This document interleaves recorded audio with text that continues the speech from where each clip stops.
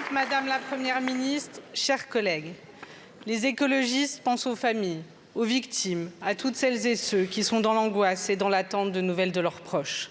Notre solidarité est totale. Les Israéliens ont le droit absolu de pouvoir vivre en sécurité. Les écologistes condamnent sans réserve les atrocités commises par les terroristes du Hamas. Aucune lutte ne justifie les tirs de roquettes contre un hôpital. Aucune cause ne justifie la prise d'otages et l'assassinat de civils.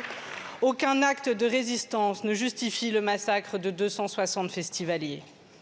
Les écologistes ne seront jamais aux côtés de celles et ceux qui sèment la terreur et la mort. Nous serons toujours aux côtés de celles et ceux qui œuvrent pour la paix.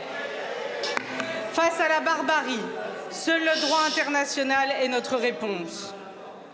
Aujourd'hui, les bombardements incessants de Gaza et la mise en place d'un siège total privant 2,3 millions de Gazaouis d'eau, de nourriture et d'électricité nous alarment au plus haut point.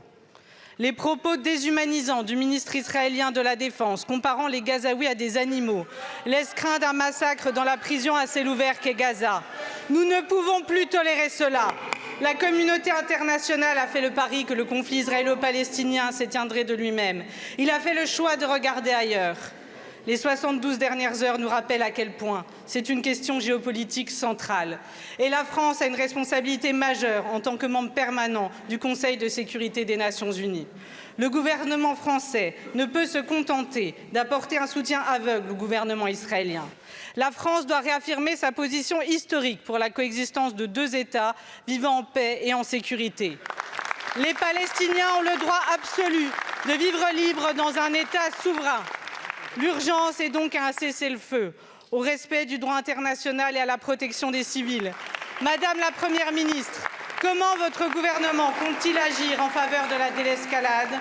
Comment la France compte-t-elle, au sein d'une démarche européenne, agir résolument pour la paix et la protection des civils?